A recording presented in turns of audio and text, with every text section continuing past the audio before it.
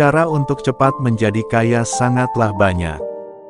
Mulai teknik terlarang memelihara tuyul hingga berinvestasi di pasar saham. Berbagai cara untuk mengatur keuangan banyak diajarkan oleh banyak orang. Salah satunya rahasia dari orang China dalam mengatur keuangan sehingga semakin banyak dan tertata. Dan terbukti hingga kini, China mampu mengungguli ras lainnya dari segi kekayaan. Selamat datang di channel ini. Sebelum lanjut videonya, subscribe dulu ya, biar admin semangat mempersembahkan video-video berikutnya.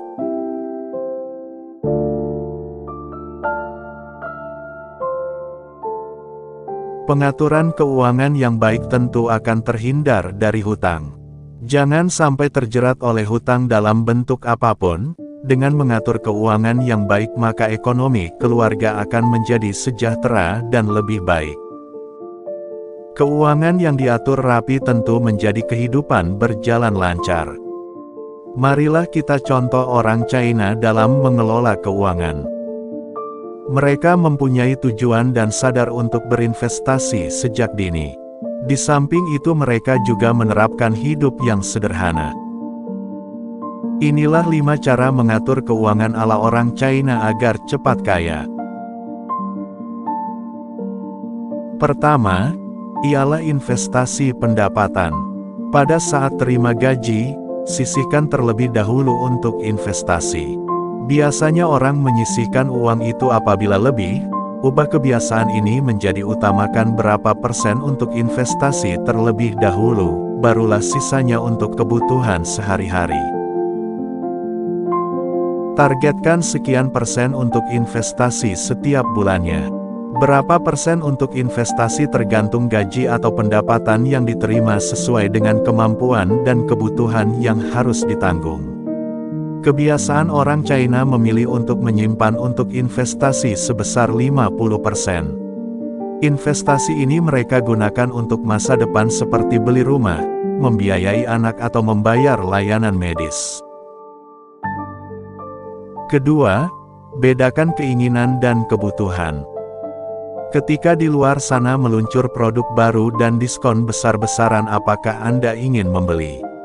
Salah satu tips orang China dalam mengatur uang adalah membedakan rasa ingin dan butuh. Terkadang kita sering membeli sesuatu tanpa melihat kita ingin atau butuh. Bahkan saking menginginkannya, kita membuat statement sendiri yang membuat alasan ingin menjadi butuh. Tidak masalah membeli barang yang kita mau, tapi alangkah baiknya kita mempertimbangkan kembali apakah itu menjadi sesuatu yang sangat penting dan dibutuhkan saat ini. Selain itu, melihat bagaimana kondisi dan tujuan keuanganmu.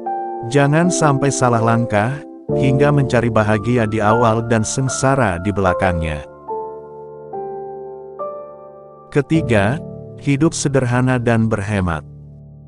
Kita mengenal orang China biasanya mempunyai sifat pelit. Sebenarnya jika kita tahu mereka tidak seburuk yang kita sangka, daripada mengeluarkan uang untuk foya-foya atau membeli barang untuk kepuasan sesaat, orang China lebih memilih untuk menabung saja. Bukan apa-apa, mereka hanya lebih memikirkan bagaimana kehidupan mereka 5-10 tahun lagi ketika dia tidak memiliki investasi apapun. Alhasil, gaya hidup mereka pun sederhana. Tidak terlalu tergiur barang branded dan lebih bisa menekan ego serta nafsu. Terlihat sederhana bukan berarti tidak memiliki kekayaan. Keempat, berbagi.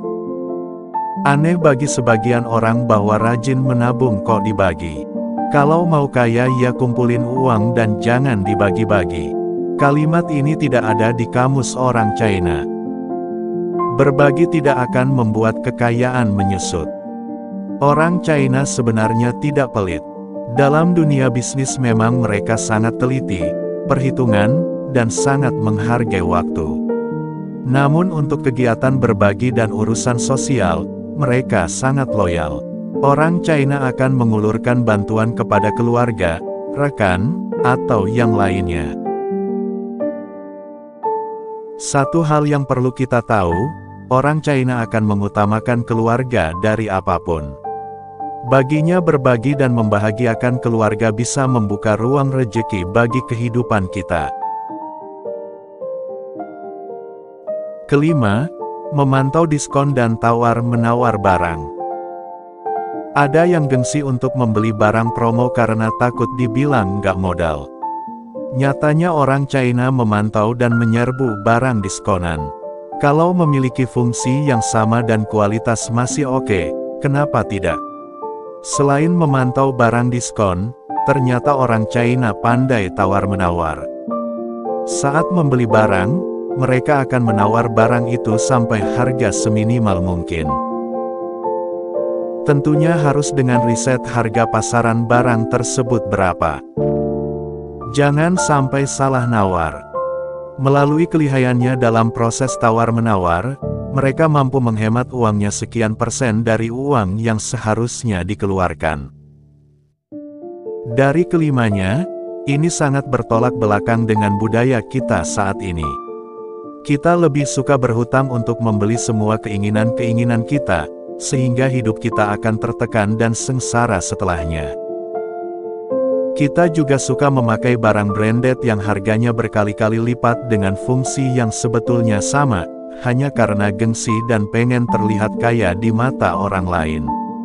Kita sulit sekali menabung, dan lebih suka menghabiskan uang gaji kita dengan dalih sebagai liburan setelah panjangnya dan beratnya bekerja. Semoga dengan video ini, mampu untuk merubah pemikiran kita lebih baik lagi, sehingga mampu mencapai kualitas hidup yang lebih baik. Cukup sekian, sampai jumpa di thread saya berikutnya. Dan jangan lupa bahagia dalam menjalani hidup. Terima kasih.